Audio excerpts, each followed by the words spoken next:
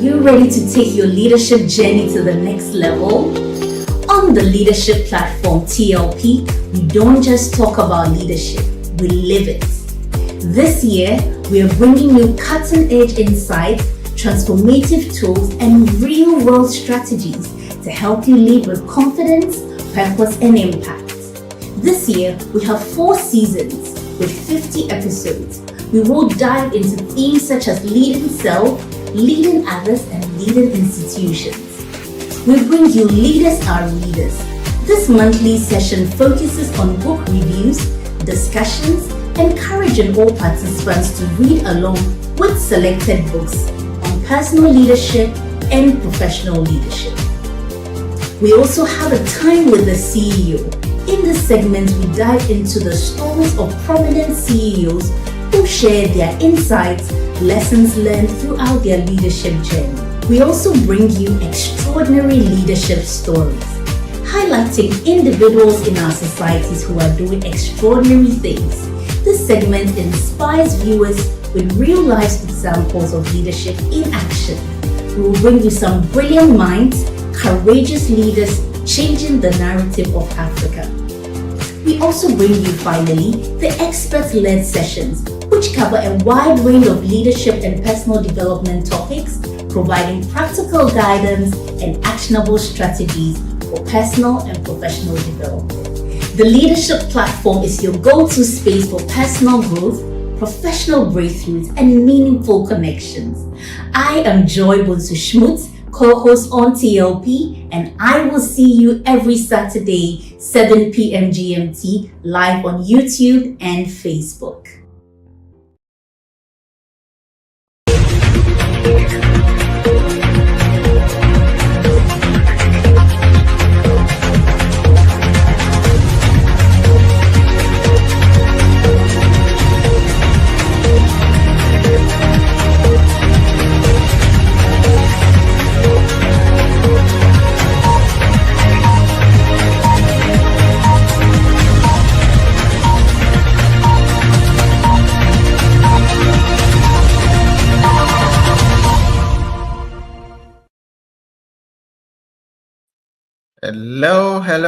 Hello. Good evening, everyone. I think my light needs adjustment, but you are welcome to the leadership platform. My name is Samuel Ayim, and I'm excited to be here because this is Saturday, and you know Saturday are our favorite parts of the week, especially at this time when we get to meet all of you who are learning and growing. This evening, we are following our preparation and our warm-up to LIVE2LEAD 2025, where to be on the 10th of October. That whole day is to give you powerful interaction with great speakers to share lessons with you. In preparation for that, the co-host of this program are sharing some ideas with you to prepare you as the days go by. So share the link with your friends, and if you're connected, please show your face, tell us where you're connecting from, your name, and we will be honored to announce you to the whole wide world. Today we have one of our favorite presenters to speak on the subject at stake, and so please call everybody into the room. He's had to make a lot of sacrifices to be here because he loves you and he loves to share knowledge. So please let us know where you are joining from. Share the link, invite everybody. We know that many of you join and you don't introduce yourself. That is fine, but we prefer that you announce yourself so we can announce you to the wide world. Sarah is in the house, Gideon is in the house, the other team members are in the house, and we are ready. Dr. Yaw Perbi is in the house. Dr. Perbi doesn't need any introduction at all on this platform because he's been here many times, and each time Dr. Perbi is here, everybody wants him back. He's an amazing, amazing personality, great leader, doing great things in the kingdom of God, great things in the lives of millions of people, great things across the world. He's led leadership groups and developed leaders in almost every continent. He's always out there, sought after, great speaker, and he is here. All that I'm going to do is invite Dr. Perbi to just tell us what he's been up to, because he's been missing for some time now. And so we want to know what he's been up to all this time that we can't find him. Doc, you are welcome. Sorry about it. We know that you had a very unfortunate incident today, and in all normal times you would have to excuse yourself, but we appreciate it that you've made a sacrifice to be here, despite the fact that you are mourning, and we can understand when you are in black, you're mourning, but you are here. And so we thank you and we appreciate, we pray that God gives you and the whole family the strength to bear the loss of Auntie. And but tell us a bit of where you've been, what you have been up to. We just see your name on some paper or some TV or something. Doc is everywhere. What have you been up to in these last few months? Doc, we can't hear you. Somehow we can't hear Doc. We were talking a while ago. Yeah, I think he's, are you muted? He's not muted from here. Sarah, can you hear him? No, you can't hear him. Okay, let me see. Gideon, can you talk? Say something, let me see. Yeah, we can hear him. Yeah, I can hear Doc. Unfortunately. Doc, can you hear us, by the way? Because you can hear us. Okay. So there's something. We can hear you. Something is not clicking. And if we're not hearing you, it's possible that our people are not hearing you. Yeah. So maybe you go out and come back. Yes. Go back and out and rejoin, and let's see. Okay. Okay. So people, Doc will rejoin shortly. Technology. But Doc is going to talk to us today about money mistakes that leaders make, and going to help us to understand why it is important for leaders to be able to appreciate the money matter. Let me bring Doc again. Doc. Can you hear me now? Hey! There we go. Doc is here. I found my voice. You found your voice. We found your voice. That is the voice we were looking for. Thanks so for yes, having you are me. trying to tell us what you've been up to this recently. Great things happening, Pele and all sort of children doing contests here and there, impacting students, old age. What's going on? It's been a busy year, but it's been a good year. I as you know, I do various things, but all related to leadership, and so I've had the privilege of speaking in a number of secondary schools. And these days, our secondary schools in Ghana are really full of people. I mean, like, you know, when I was at Apokuari, I was at Yasantua, you know, and they like 2,000 girls, and like incredible. So we have a lot of work to do at that level, but also, of course, doing a lot of executive work, facilitating things for companies and organizations like the Masterclass Foundation, etc. But the last 2 months, the family has mainly been away in North America. You know, we moved back to Ghana about 4 years ago. But it's already 4 years? Already 4 years, yes. Whoa. And went back. It was the first time the children were going back. My wife and I, we go back and forth. and they loved it. So I came back with the oldest three, who are in school here in Ghana, but the younger four, we homeschool them, so they are staying back with their money for now. Yes. How are you able to do all these things and homeschool 7 kids? It's a mystery, yeah. But it's good, especially traveling with the whole family. I have a big family, 7 children, so we feel half of the plane, Yes. and then when I used to travel, I have 5 kids, and when we used to travel together, it was like a whole crowd of people coming. Exactly. And when we went back to Montreal, and where Sam has his daughters in Montreal, we didn't get to see them, but hopefully another time. But we traveled, to see. We went to Ottawa, to Toronto, to Niagara, and then to the US. And we had to travel in 2 SUVs, because it was strictly 1 man 1 seat. It's not like Ghana that you can squeeze people into.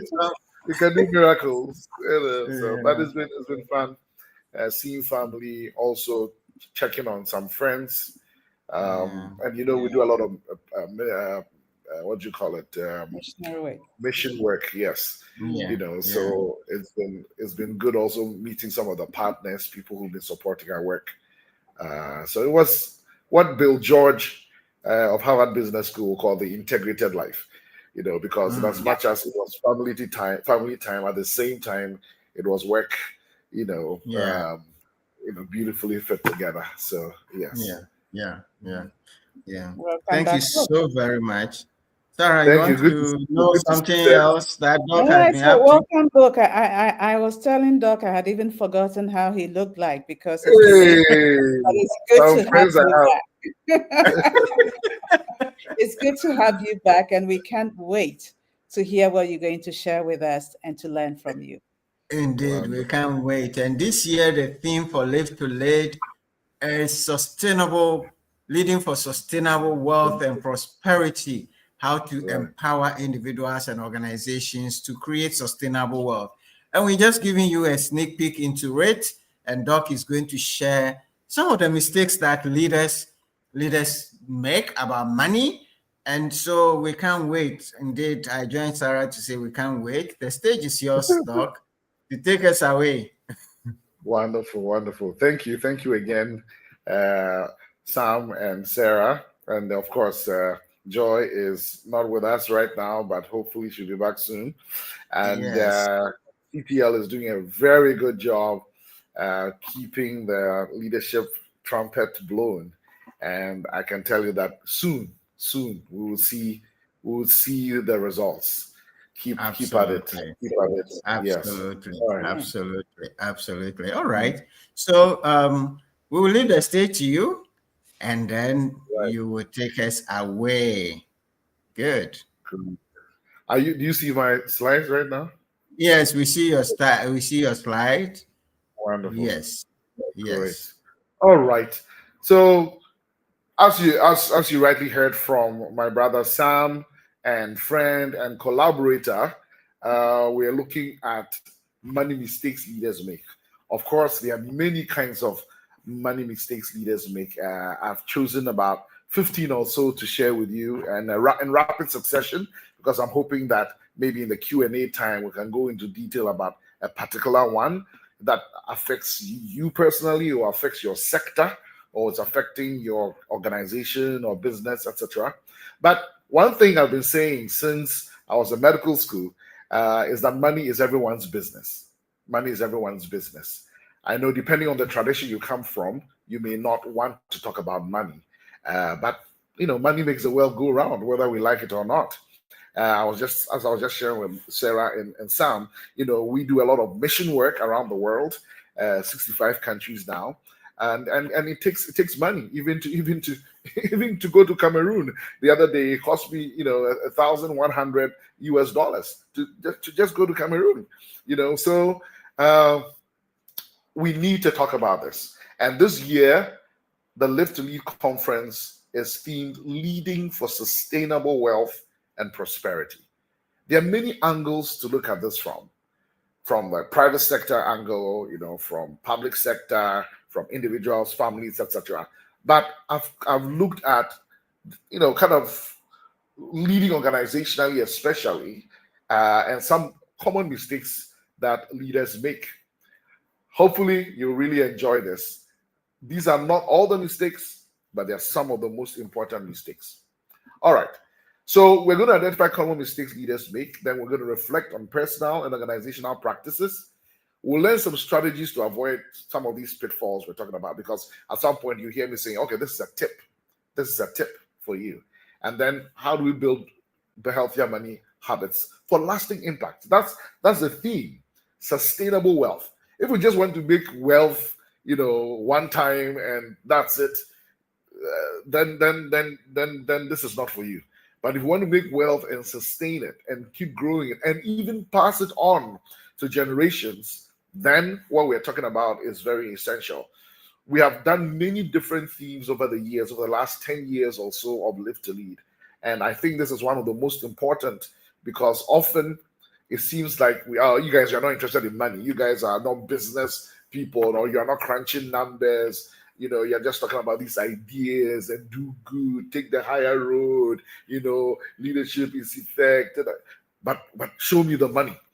So this year we really want to show you the money in a sustainable way, and in a way that brings prosperity to us as individuals, as families, as organizations, businesses, etc. So I have an icebreaker here. What's the most expensive mistake you've ever made? What's the most expensive mistake you've ever made? Personally or professionally? Some of my mistakes I'm going to share as I go on with the presentation, but please put in the chat. What are let me see if I can check the chat. What is the most expensive mistake you've ever made? I can tell you one of the most expensive mistakes I made cost me literally, me and my family, about $1 million. And I might bring that up even as we talk about investing in men's gold. Yeah. A number of people have said investing in men's gold. Right.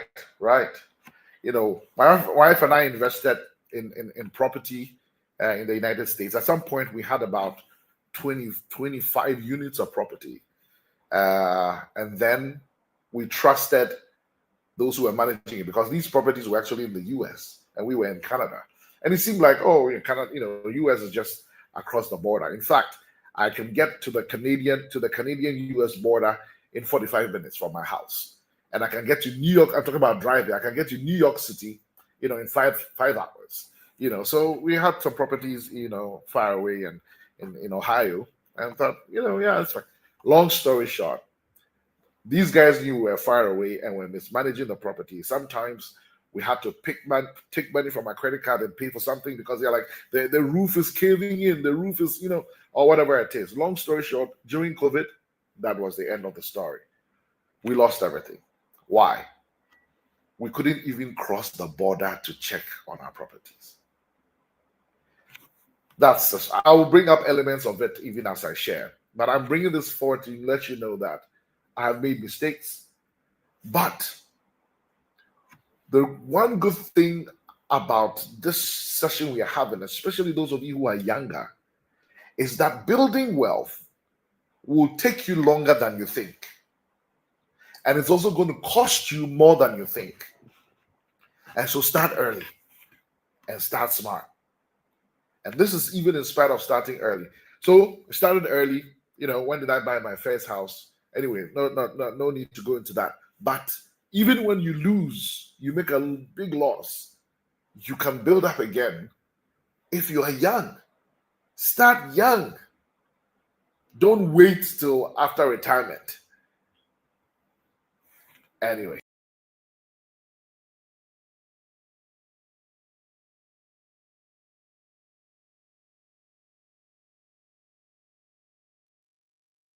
Did we lose Doc? Looks like we lost Doc. right there. Okay, Doc will come back. Doc will come back, certainly. Yeah, sure. Good. We lost you briefly. Looks like some money mistake was made there. Right. All right, continue. All right, fantastic. All right, so I have 15 quick money mistakes I want to share, but after I thought about all the 15, I thought I should go back and talk about one that underpins all of them, which I've heard people talk about regretting, especially in their latter lives of their latter parts of their lives, and which I've experienced in some way as well. So I thought I'll go back and call this ground zero. I'm going to give you money mistake number 1, number 2, number 3, but this is number 0. So in effect, I'm going to share 16. A lot of leaders make the mistake of creating a dichotomy between impact and income. So you find the business world going for income, bottom line, profit. And now in the world of business, we're talking about sustainable development goals. We're talking about ESG. We're talking about CSR, community responsibility. And now people talk about the triple bottom line, which is the 3 Ps, right? You don't make profit and at the expense of people and at the expense of the planet. So now we talk about a triple bottom line: profit, people, planet, and it is possible, right? So that's one of the mistakes people have made. People have thought, let's make money, and I've destroyed the environment, income, and bad impact. All right, or have run roughshod over people, use people like tools to make money. So remember that. That is in the business world where it's like income, money, profit. On the other hand, in the NGO world, it tends to be not just the NGO world, the religious world. I just talked about missionaries, pastors, things like that. It's impact, and they forget about the money. And then people are retiring. One of our family friends served in a mission organization in Ghana for all his life. And then now he was retiring. He was literally asking people, I no joke, was literally writing letters to people saying, if you can give me 1,000 CDs, I can buy, the 2x4 this. If you can give me this, I can buy cement. It was quite heart-wrenching. That's how he built his house. So I want to make it clear from the beginning, don't make that mistake of thinking that these are mutually exclusive.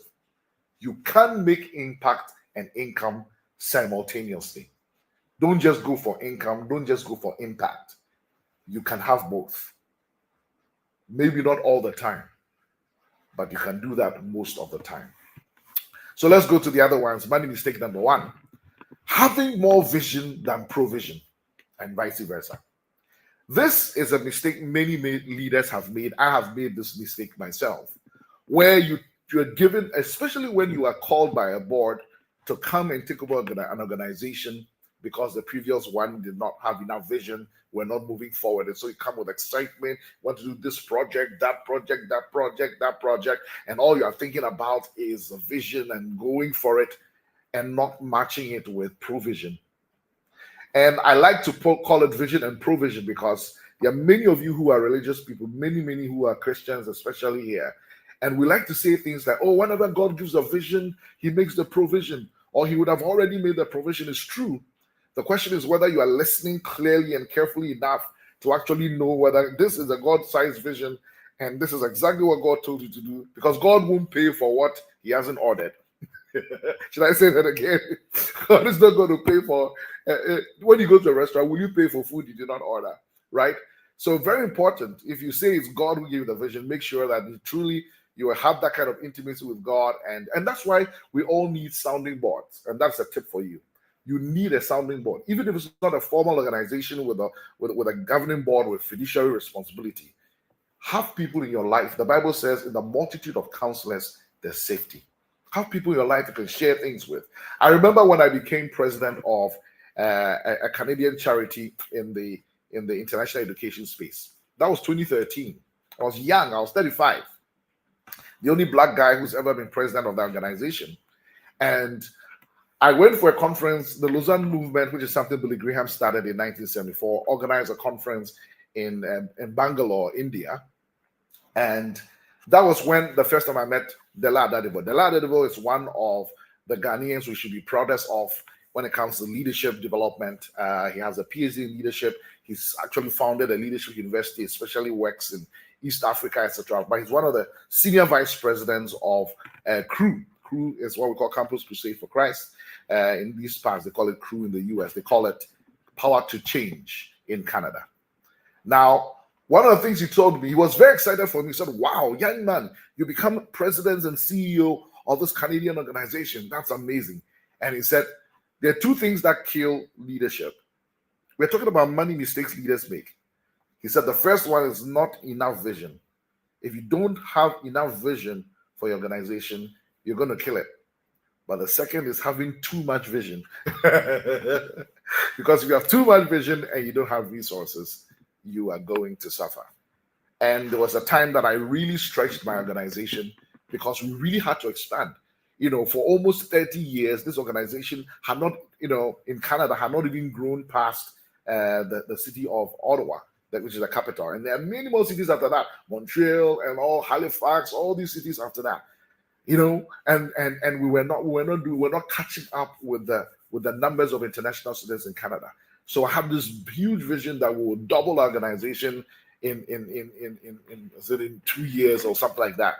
I say that we burnt a lot of energy, burnt a lot of money, and there's a danger. You know, at a point we actually had to raise, you know, some monies that we charge, you know, our staff, etc. So vision is good, but you can also make huge mistakes because you have too much vision. In fact, this is Dr. John Haggai. He started the Haggai Institute. It's global. Some of you may have been to the Haggai Institute in Singapore or in Hawaii. My dad is an alumnus, and a number of years ago, I think maybe about 7 years ago or so, I happened to be in Atlanta, and I got to take this picture with him. He's died now. I think he died in 2019, so I must have seen him earlier than that, maybe 2015, 2016. But he has a book on how to win over worry. And in that book, he talks about one of the biggest mistakes he made. You know, that for a long time in his life, he had accumulated some amount of money, some debt, because he had bought, you know, I think it was a property or something. He had a huge vision, you know, and had a huge financial commitment for it, which gave him a lot of headaches and worry for many years. All right, so be careful about vision and provision, and have the right personal relationship with God to be able to tell, and also have a sounding board, have a board around you, a good group of counselors that can help you navigate that. All right, but you know, the other mistake is having a lot of provision with no vision. And I have seen organizations like that. They literally have money. I don't want to mention names for now, but it's like, but they have no vision. In fact, one organization that I am aware of, you know, the next president came, a CEO came to the organization and was cutting down on programs and things like that and making more money in the bank. You know, and I had to say, guys, nobody's going to get rewarded in heaven for how fat their big account, how fat their bank account is, right? You know, so make sure that you have enough vision and not just keeping a fat bank account. The money is for the purpose, right? So the opposite can be true, where you have too little vision. All right. Whoa, is that just money mistake number one? Let's hurry up then. Money mistake number two, lack of financial literacy. Now, most of us are not trained in numbers when it comes to life. If I say P&L statement, many of you are like, what is P&L? What is P&L? I'm talking about profit and loss statement, right? Do you know how to read a balance sheet, assets and liabilities? How come I get to talk to you like this? Some of you are wondering. In fact, these days, people think I'm a book doctor. You don't hear Dr. Yaw Perbi. No, I'm a medical doctor. But I can talk like this because I have learned these things. In fact, even right now, I need some refresher, you know, on some of these things. But you know what? I realized one day, I was in medical school, and I said, my goodness, you can become a poor doctor. By the way, this is a picture I took recently, earlier this year in Senegal. You know, the Diop University. That's one of the earliest medical schools in West Africa. And this is the president of the Christian Medical Fellowship in Senegal. And I was telling her that when we were in medical school, I wrote an article entitled, "Thou Shalt Be a Poor Doctor." It caused a lot of trouble because we had just been admitted to medical school. People are feeling all wonderful, all mesh. You know, and I said, you know what? Do you remember Mustafa, a neurosurgeon? He died a pauper in this country. You can be the brightest, but if you don't learn how money works, money has a language. Money has its rules. If you don't learn how it works, you will not make it financially. You will be brilliant in the head, but poor in the pocket. And so that is how come we started, you know, the investment club in medical school, because we wanted to learn about investments and then put it into practice. So we started Medics Investment Club. Soon a group, you know, other people wanted to learn, and so we started something that has become more or less a mutual fund that is being managed by one of the financial institutions now, right? But I had to tell my people, listen, we use money too. Nobody gives us money in or services in Ghana because, oh, you're a doctor, come and collect tomatoes or whatever it is. But we don't learn about it. So financial, that's a big mistake. And so I have some tips for you. We know what you don't understand can destroy you, right? So for example, you can sign deals blindly. But I have a reflection question. Almost all the points I have a reflection question. Do I understand my cash flow? Do I understand my P&L, my profit and loss? Honestly, most of us read letters. We don't read numbers. So get somebody who understands, all right? And I want to say, grow your own financial literacy. One of most prominent journalists in the world, you know, was now put in charge of her company, and she suffered, and the company suffered because she couldn't read the numbers. So leadership is not just really come to speak English. If it's a business, even if it's an NGO, it runs on numbers. And so educate yourself. One tip is to take a finance course for non-financial leaders. Okay? Because again, if you're not checking on the accountant and things like that, that's a big mistake. So lack of financial literacy is a big mistake many leaders make. Then there's confusing revenue with profit. That's money mistake number 3. Confusing revenue with profit.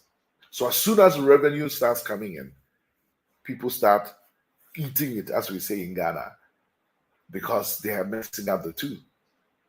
So there's growth, but that growth is not sustainable. The fact that you're growing doesn't mean that you have sustainability. That's why our theme for Live to Lead this year is leading for sustainable wealth and prosperity. That's why we're talking about this.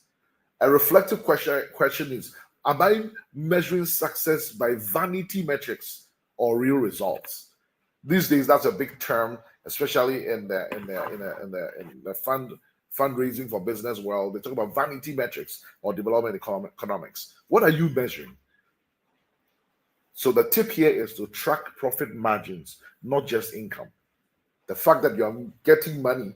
And remember, I write books, and one of the interesting things was as we sold books and money came in, we started using the money to do things, and at a point, when we needed to print, we couldn't even print the books, right? Because we mistook revenue for profit. At least you must be able to have enough to be able to print the next set of books, and then whatever margin is over that, you can use for whatever you want to use profit for. Money mistake number 3, confusing revenue with profit. I've done that many times. Money mistake number 4, working in the business or the organization more than working on it. This is a big one. Working in an organization, working in it as a staff, working in it, doing operations, all of that, that's wonderful. But especially as a leader, your responsibility is not just to work in an organization, it's to work on it. Working on the processes, working on the vision, the strategic direction, things like that. When you fail to lift up your head and work on the organization more than working in it, you make significant money mistakes, including not having a financial dashboard. So one of the things I suggest is that I hope at least you have weekly management meetings. Let the weekly management meetings, let each one have a different focus. So for example, for most organizations I run, and I run a number of organizations, including LIVE2LEAD, Perbi Executive Leadership Education, which is partnering CTL and Sarah, SGA and others to be able to bring to you LIVE2LEAD. The first week, we usually do strategy because you're thinking, you want to set the tone for the month. The second week, we are doing admin stuff, right? Quenching fires and things like that, operations. The third week, we're learning, we're training. Because if you don't take care, you will never train. It's so important. What are the things you need to keep people? The fourth week, we are doing one-on-ones and things like that. Make sure that management meetings have different foci, and one of them is one that focuses on the numbers. Please work on the company, not just in it. It's the same thing, whether a church or an NGO, it's the same thing. Intentionally carve out time for working on, not just in. And then get accountability, especially if you have a board, right?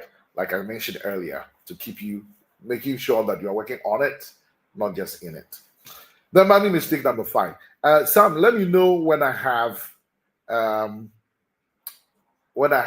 minutes left. If I don't have less than that already. Okay. All right. You can go. You have about 15 to 20 minutes to go. Okay. You can go for the next 15 to 20 minutes. Okay. All right. Because we started a bit late. Right. So maybe when it's 5 minutes, let me know so that I can. Okay. Okay. Thank you. How's it going so far? Very great. It's going very well. It's going very well. All right. Thank you. Money mistake number 5, believing numbers and people at face value. There's a saying that trust but verify. I told you about the real estate business we had in the US. We trusted the people. In fact, there was one particular management company. Oh my goodness. At the point we realized that they bring us numbers for repairs. So their management fee was not out of the roof, so we're not concerned about that. But not knowing that when they bring us numbers for repairs, they are inflated. And the company, the guy who owns the company has a son who does those repairs. Oh my goodness. You think that, no, don't say, this is America, so, as for Europeans, they are ethical or whatever it is. No, trust but verify. And I like this statement. Actually, my friend Albert Okran is the first guy who said this to me. I laughed and laughed and laughed. It's funny, but it is very, very relevant. In God we trust, every man we monitor. Okay? Otherwise, you make some really horrific money mistakes. Believing the numbers that you are giving at face value, or believing people at face value. I'm not saying become extremely suspicious, but you need to trust and verify. It's very important. I've lost money like that, and I'm sure some of you have as well, without doing, in the business world, we call this due diligence. Don't assume, do due diligence. Money mistake number 6, of course, over leveraging. This is basically too much debt, right? Debt can be a good thing in terms of money borrowed for assets, but be careful you don't borrow for consumption. Debt can accelerate a business, but can also enslave. If you can get equity more than debt, I know some of us don't want to give power away, but a lot of times it's the way to go. And don't over leverage. That's what got all of us into the 2008 financial crisis. There was so much over leveraging. So ask yourself, am I financing growth with faith or foolishness? The scriptures say that the borrower is servant to the lender. And recently I was reading a story of the prophet who died and left debt. Yeah? A man of God who left debt. And the wife came to the prophet Elijah because the children were about to be sold into slavery. Almost like the Trocracy system, isn't it? To pay for the debt. And of course, the man of God, gave some instructions, and there was a miracle. I pray that all of us who have over leveraged, who have too much debt. In fact, the Bible's recommendation, or actually command, is zero debt. It says, "Oh man, oh no man, nothing except love." Love, you never run out of that debt. You have to love people. So that may be something to work on, because I'm giving you 15, 16 things. If there's one thing that can change everything, it's making sure that you get rid of debt. You have a plan, and maybe one day we'll come and talk about just that, because there is something we call the snowball effect, which helps you to begin to get rid of your debt. All right. Money mistake number 7, neglecting your personal finances. I know some of you separate yours. You're like, oh, this is my personal thing, has nothing to do. No. A leader's collapse equals a mission's collapse.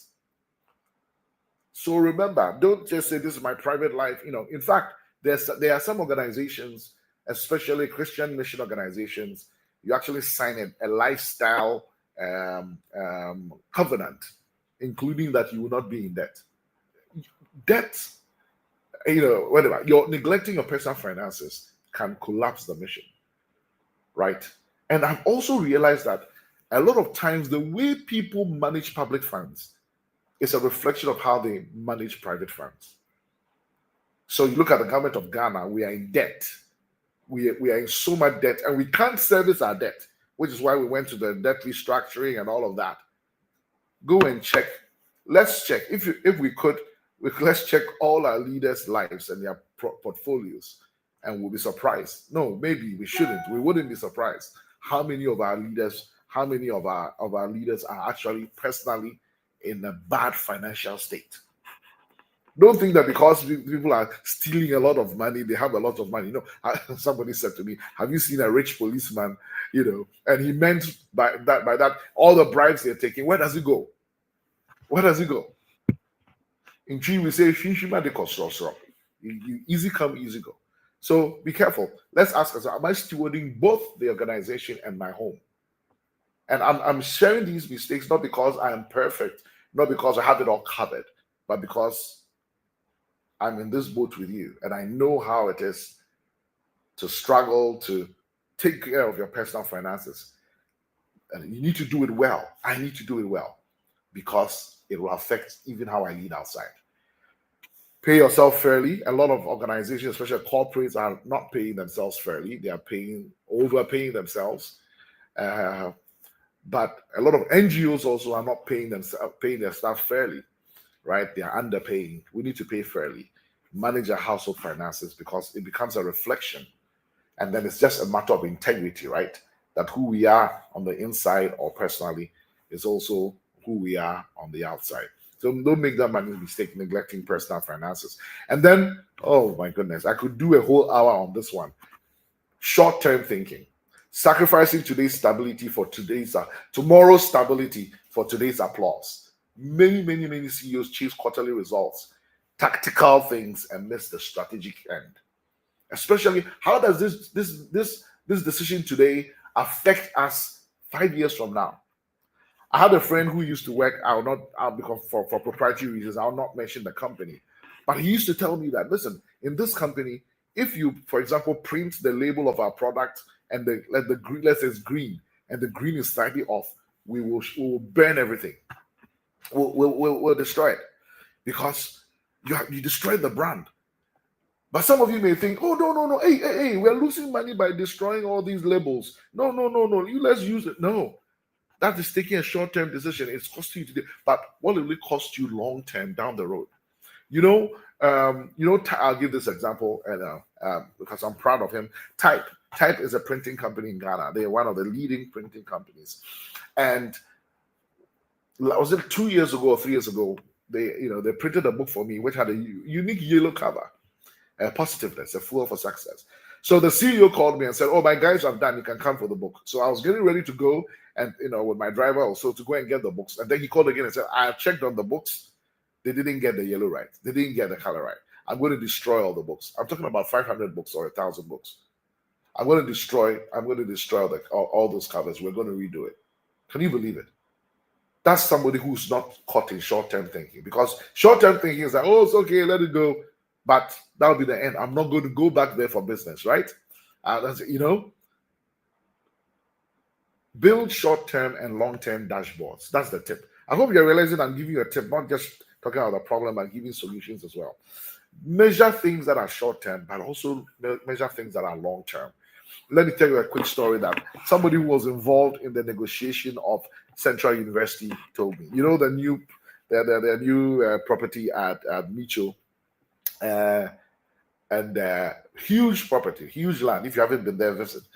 And this person was telling me that when they were, I haven't verified with Dr. Otable himself, but this was somebody around him who said when they were negotiating for the land, I'm talking about don't make the money mistake of short-term thinking. And don't forget, the theme for Live to Lead this year is leading what? For sustainable wealth and prosperity. So they said, oh, this price you're giving us, can you let's negotiate the price down a bit, so that with the difference, we can actually set up an endowment fund so that nobody in this area will ever fail to go to university. They will always be able to come to university here because there's an endowment fund. The person told me that those elders who were negotiating, they said no. They said no. The future children, they can come and also fight for what they want. No. Give us the money now. We want the money now. We want to chop it now. I don't know what happened in the end, but that is a huge money mistake, right? That is short-term thinking. Don't make that mistake. Money mistake number 9, ignoring tax efficiency. Every country has rules when it comes to taxes. Oh my goodness. When you make money, like your salary, you are taxed. When you buy something like VAT, right? You are taxed. When you sell something, sales tax, you are taxed. Like that's how governments run. You know, when you save money, you are taxed. When you invest money, you are taxed. Even when you die in jurisdictions like Canada, you are taxed. And so, as an individual and certainly as an organization, we need to look for tax professionals who can help you make right decisions and be tax efficient. Many of us are losing money through taxing because we don't get good advice. There are athletes who go broke. They make millions, they go broke. Bad tax planning. So ask yourself a reflection question. Am I leaving money on the table? I could be leaving money on the table because I'm ignoring tax efficiency. Okay? All right.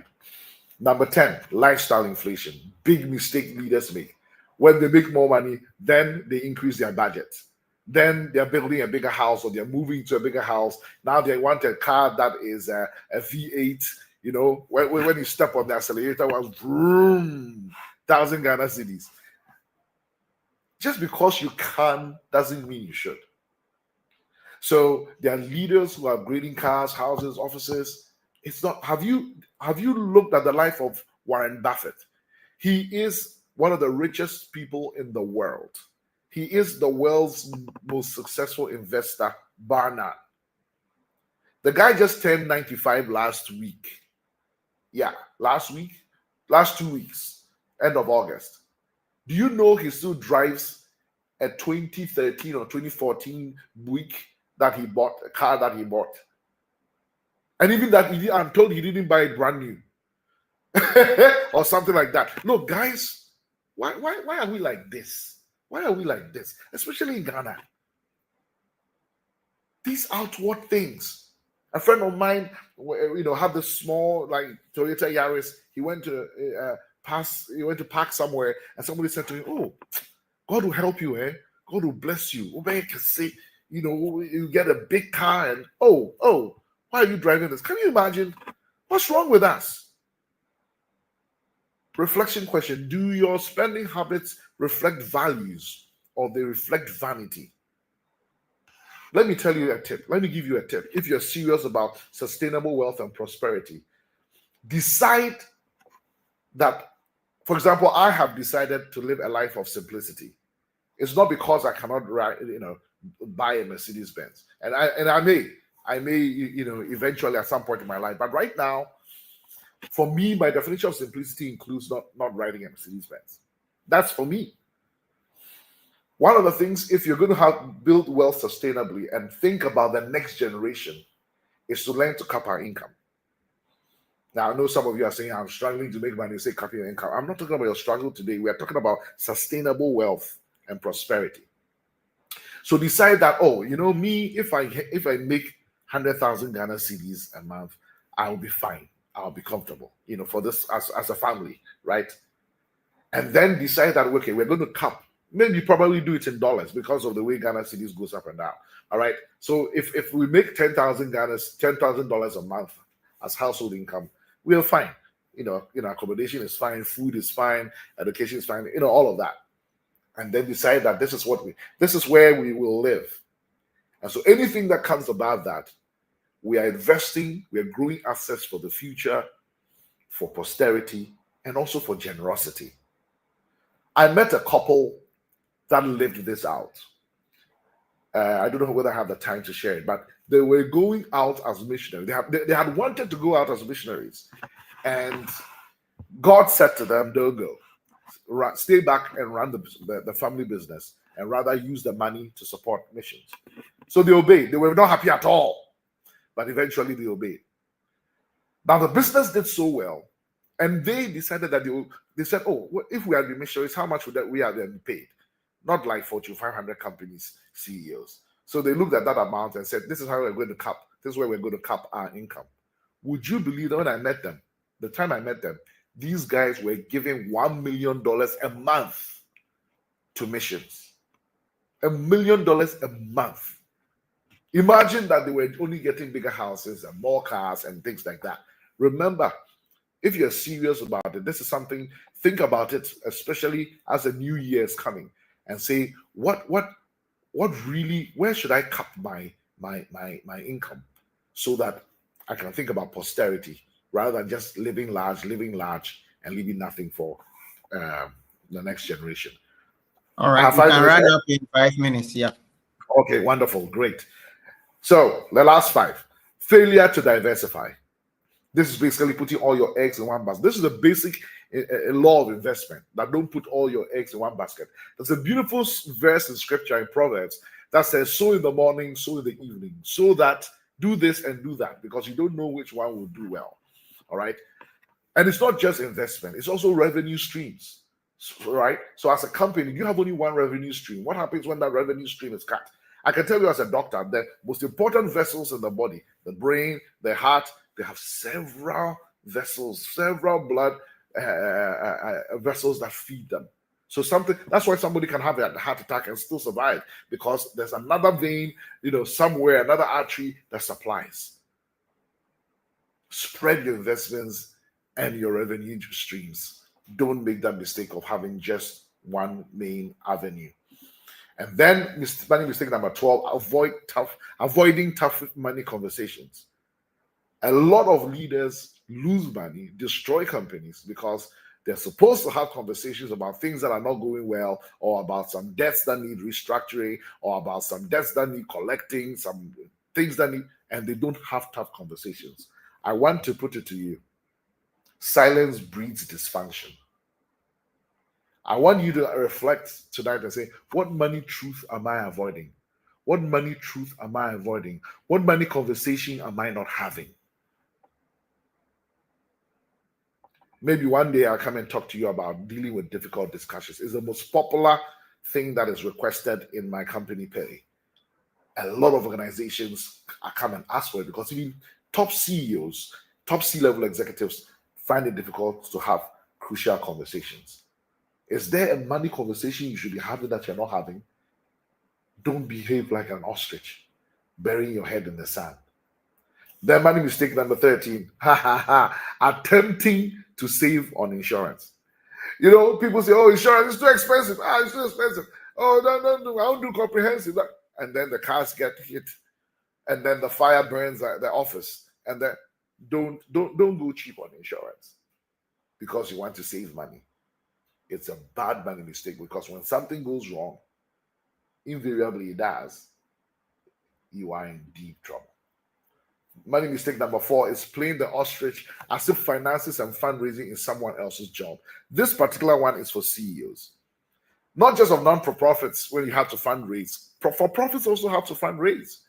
Especially if you're a startup, you're looking for angel investors, you're looking for venture capitalists and whatnot, venture partners. Look, don't make that mistake of shortening your runway or crashing because you are burying your head in the sand thinking that someone else will raise the money. No, if you're CEO, especially, this is your job. Don't make that mistake. And this is where working in and working on the organization matters. It links with that because too many CEOs and C-level people keep working in the organization instead of working on it. I've been there, I've done that, and it's a mistake.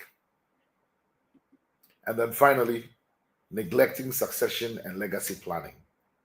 You know, John Maxwell, who leads LIVE2LEAD and who we do it with, and our chief coach and trainer, he likes to say that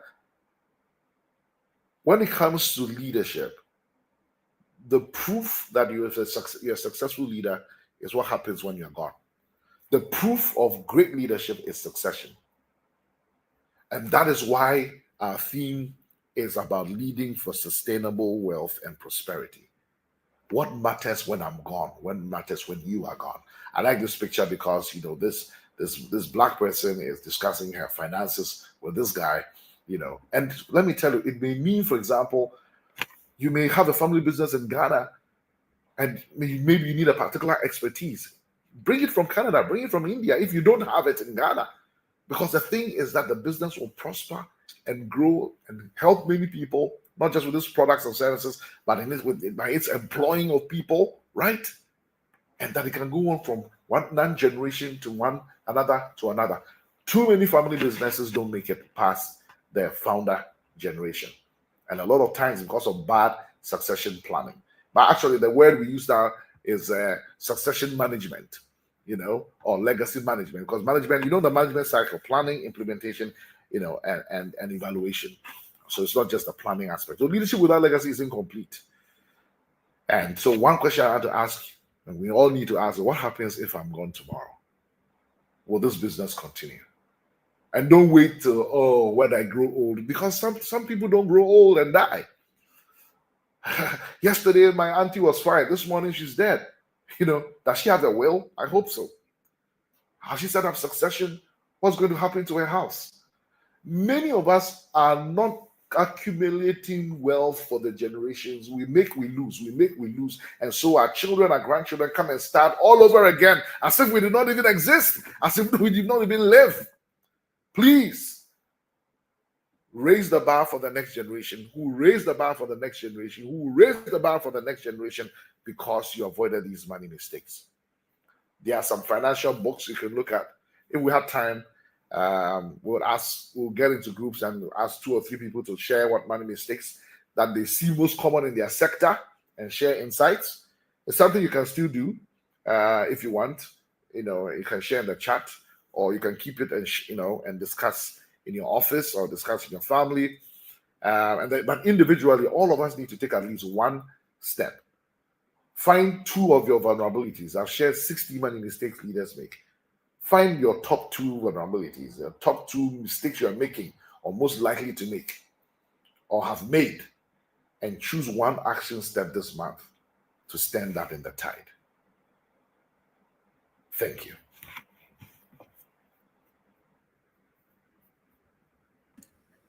Thank you, Doc. Thank you so very much, guys.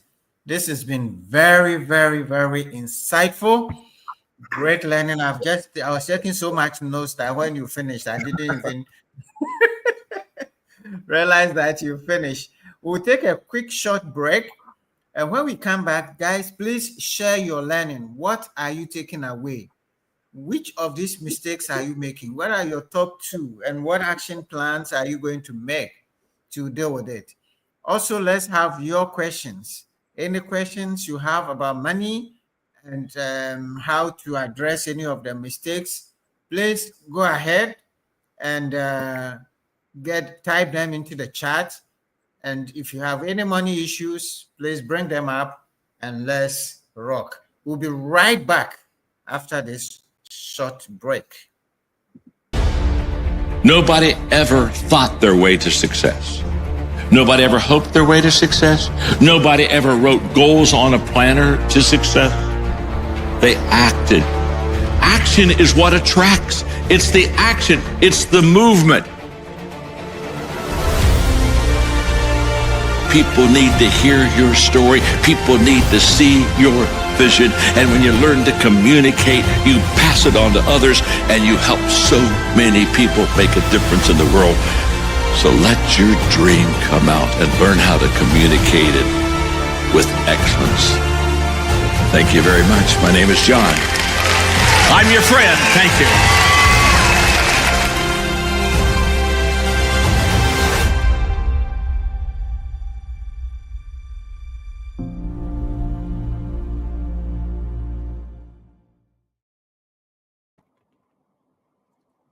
Good, guys. LIVE2LEAD is coming up. Doc has mentioned it a few times on October 10th at the auditorium of the Chartered Institute of Bankers. You have the opportunity to meet amazing speakers from Ghana and from outside who will share different dimensions, who will share their experiences, who will share lessons on leadership and how to lead for sustainable wealth and how to lead for sustainable impact and so on.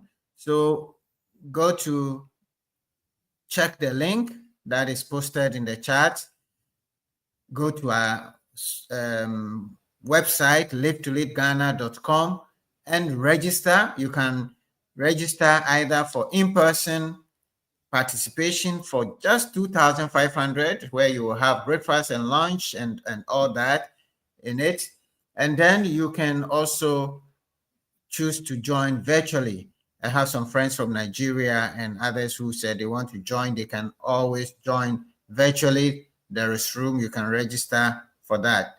And it's going to be powerful. It's going to be amazing. We have a sneak peek of the speakers and what they are planning to share. And it's going to be very, very, very invigorating on all aspects, from personal leadership to corporate leadership to, all other aspects. So let's see if anybody has any comments coming through. All right, who do I see here? Anabiok Benjamin Atin, watching from Upper East region. All right, good. Bulsa South constituency. Good. Thank you for coming all the way from the north. Joseph Esiodu is here from Kwawu is here, watching from Tema. Oh, we've come down to Tema. All right, good. Okay. No, I missed it. It's Joseph Esiodu Kweku. Oh, so it's my bad. Alex is joining from Thelma Gulf City, playing golf there. Evans is watching from Kaswa, Evans Odum. Regina Kwe, listening and watching from Heritage Christian University. Money answers all things. King Priest, Mick Worth, or Matthew from East Legon. All right, so those are the only ones who have introduced themselves. If you have not, you still can introduce yourself. You can share your questions. You can share your comments, your lessons. Those of you who are on, what have been your biggest takeaway? Share them. And Annie Etel is also here. Annie Etel is here watching from Annie Etel, watching from Whole City. Yes, if people are watching from Tema City, you too, you are watching from Whole City. Thank you so much, Annie Etel. All right, let me bring Sarah and Doc, and let's see what other questions we have. Is Doc with us or he disappeared? Sarah, what are your takeaways? Oh, my takeaways is the last one, talking about my will. My will. Oh, yes. And you being a lawyer, Yes. this question is actually for you. Is there a simple template that we can have for our audience to start writing their will if they haven't consulted a lawyer? That's my question number 2. All right. And my Yes, actually, takeaway. wills are very, very easy to write, except that there are a few formalities. That's why you need to see a lawyer. But the will is simply writing, listing your properties and deciding who should take what. And that's it. You can do a very simple, write it on a simple paper and give it to your lawyer, and then they will just do the necessary formalities and keep it for you. So yes, and you can write your will today, you can change it tomorrow, you can change it the next day, you know, as your property is changing, as your mind about your assets are changing, you always have the possibility to change. All you need is your assets and who you want it to go, and you need an executive, somebody who would administer it for you when you're not there. Who do you entrust to do it for you? And then you also need maybe 2 witnesses, and the witnesses don't have to see what is in your will. You can cover the will and then you sign and let them sign under it, so they don't have to see. So there is, and online you can just Google simple will form and you can write your own will. These days with ChatGPT, you can even have a simple format to write your will. And but it's always important to run it by a lawyer to make sure that the technical formalities for the validity are taken care of. But it is important that you do succession, because in our part of the world, when you are no more, there is always a family scrambling. There is always some issues, and people don't know where you are keeping your money. Your children may not know where you are keeping your money as we speak. And you have partnerships with people that your children or family may not know. So doing your will and listing all those things is a good way to document your assets, to document your investment, to be able to protect them. So that is very, very important. Hajia Alima is also here from Tamale. Sarah, Yes. Yes, and also one of my biggest takeaway is having those difficult conversations, money conversations. You invest in people, you invest in companies, and you don't get, what do you call it, the updates as to what is happening. And for me, that has been one of my weakest areas that I'm working on. So Doc really hit it very much on the hits really very much on that for me. So my takeaway and the action is really on that. This week, that is what I'm going to do. Wonderful, wonderful, wonderful, wonderful. So, guys, those who joined late, I just want to give you a quick of my notes, what I have here. Doc, is he back with us? I think his connection failed him, but it's good that he shared everything before his connection left. Doc says that sometimes we think that you can make impact, you can separate impact and income. No, you can do both. You can have income and impact at the same time. So don't say, hey, me, I'm making income, I don't care about money. He talks about vision and provision, where you just are focusing on your vision without the necessary provision resources to support the vision. So you don't, not too much vision, not too much provision. That's what he shared. And he says, lack of financial literacy. This is a big one, where you don't have the knowledge. Get professional advice. Train yourself to be able to read the numbers. Otherwise, you will lose a lot of money.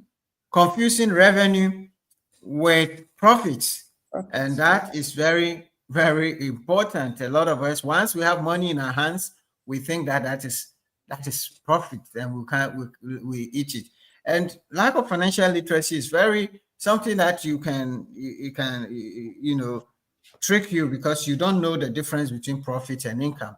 I remember we had a master at sixth form who was teaching us accounting, and he says his old mother, has a piece of paper, and on that he has written creditors, and he has listed all the names of people who have bought from her on credit.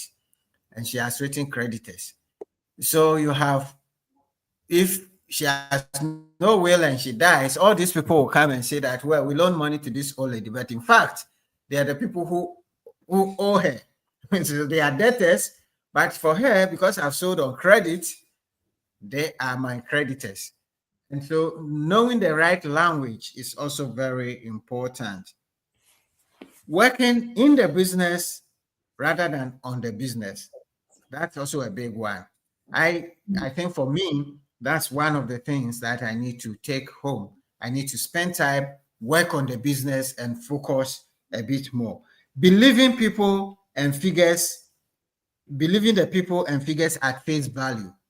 Now, sometimes we ask people to prepare your accounts for you, and you believe them that is correct. I am always going back and checking the numbers, and I'm saying, no. And sometimes the people who are supposed to be accountants, and they're not getting the things right. You should be able to check that. So those who came late, those are some of the quick ones that I wanted to share. Doc shared about 15 of them. Let's see if there is any other comments or question. All right, Doctor is now back. All right. So Doc, yes, I know. Whilst you were away, Sarah and I were just trying to share some of our takeaway with the audience, and and so you are welcome. But we don't have any question for you. Hajia says, I'm listening from Tamale. Good presentation. All 15 tips. Excellent. Great. So we don't seem to have any questions for you, which means you're a great teacher. You know, when you're a great teacher, you teach people, don't ask questions. It means that, yeah, you've done a good job. I have I mean, like you, I lost some money. I lost money in men's gold also. And the other one you said about trusting people. I mean, whilst I was away, I mean, doing this, my office building, I trusted people. I'd be sending money. They will send you report. And later on, I found out in Ghana, receipts don't mean anything. So they go to the shop and then they just buy something for 100 cedis. And then the seller says, how much should I write on the receipt? And they say 500. So they pay 100 and the receipt is 500. And I got this close to this when I used to live in Lome, and I went to a filling station to buy fuel. And when I bought the fuel and I said, can I have a receipt?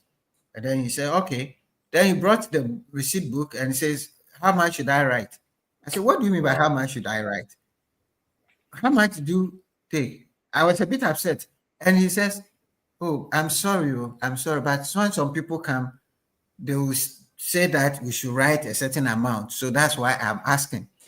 So we have all this, and you will send somebody to buy fuel, and he's bought fuel for 100. You are not going to go into the tank to check. Before you realize, you drove 1 kilometer and the fuel is finished.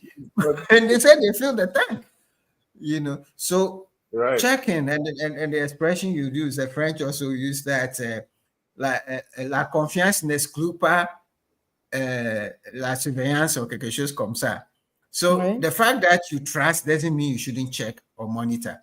Okay, so so that for me was but how do we go around this? Because you can't do everything yourself. You can't do everything. You can't check everything. So how do we do it? You have to trust people somehow.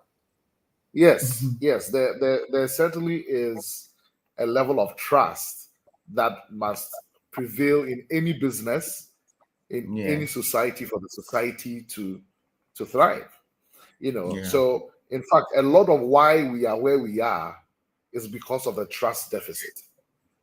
I should be able to trust that the government contractor, you know, got his contract because he's competent, and the road that he's building will last. The road has the right materials and all of that. It goes to even the, whenever I go to the barber, one of the things I like is for the barber to use the blade to give me a clean shave. And whenever I put my head up and the guy has the blade, I tell myself, You can cut your throat. yes, he just does this and that's it. So even the barber, and that's also one of the reasons why all this stuff we're doing about leadership is important, because it's not, we all take turns in leading. Yeah. So you may come to the hospital and I may be leading you because I'm the doctor, but I come to the barber shop and you are leading me because you're the barber. Yeah. So the barber can kill you just as the doctor can kill you, or the one making the kinky. So this leadership thing we're talking about is not just for some blue, white collar people and you are the managers. It's for the entire society. Because at every moment, one of us, somebody is the guy who says President Mahama can kill President Mahama, God forbid. Right? Yeah. You say, it's just a cook. Yeah. Just a cook. No. He's leading or she's leading the president. So there's actually one of our friends, Patrick, who he spoke at the LIVE2LEAD a couple of years ago. This is one of the things Patrick talks a lot about, about building, an ethical society, because without it, we and that's why we are where we are. So it's part of the conversation. It's part of churches need to talk about it. I mean, if you're a pastor talking about money mistakes, there's a very significant church. I'm not mentioning the name for obvious reasons.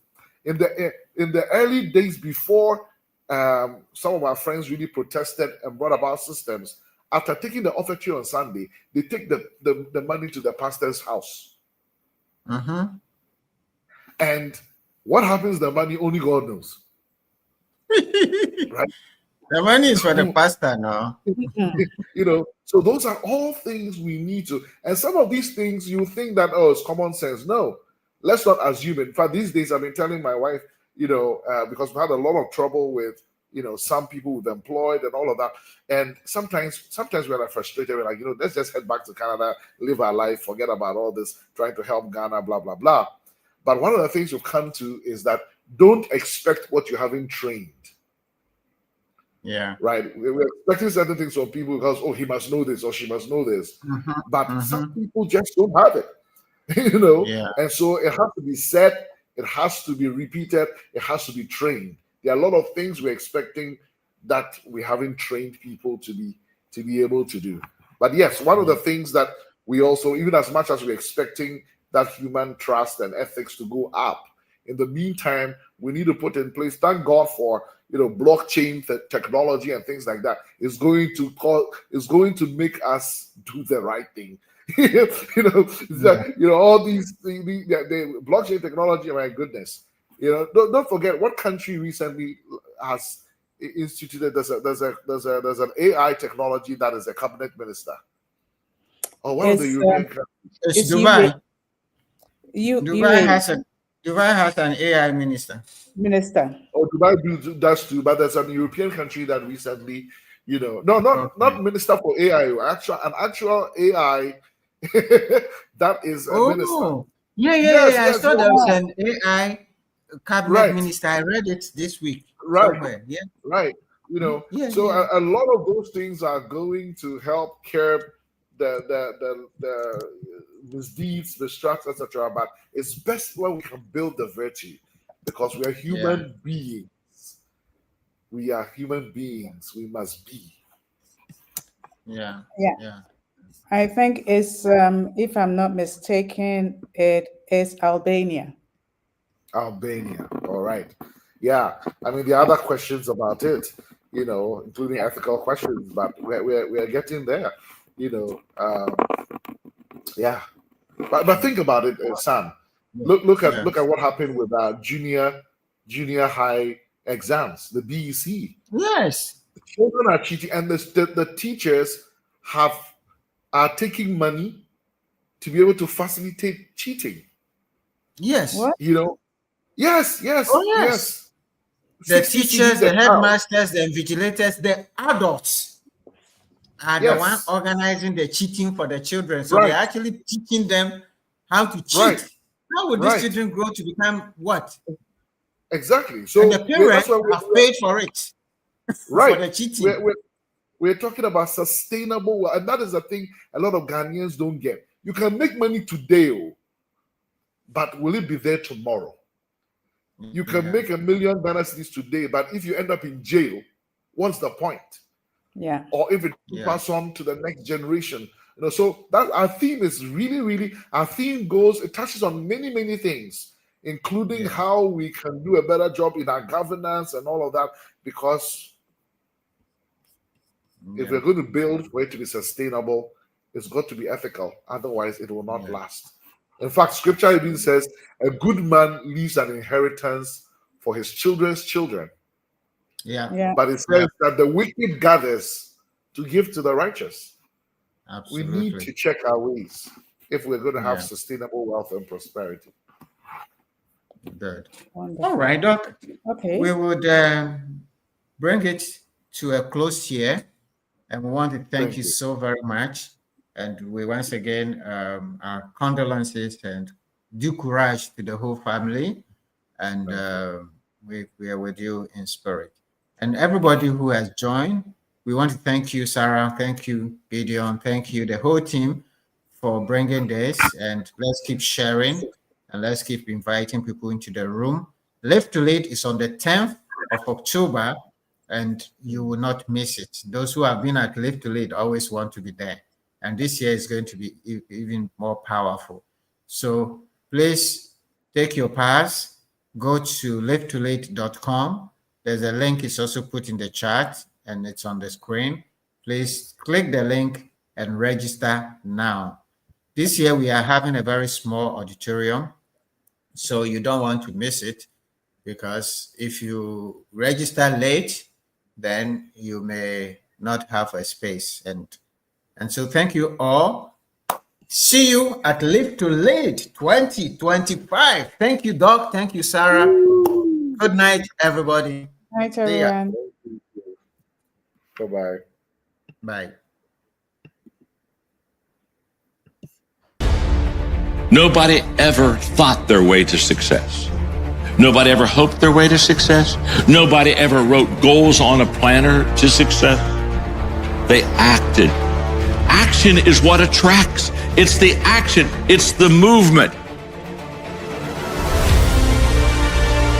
People need to hear your story. People need to see your vision. And when you learn to communicate, you pass it on to others, and you help so many people make a difference in the world.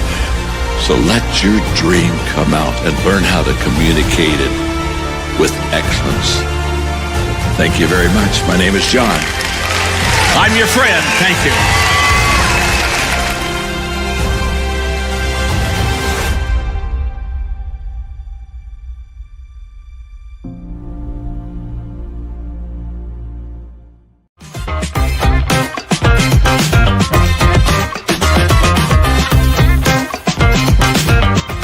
And by the way, if you haven't subscribed to our channel, do that now.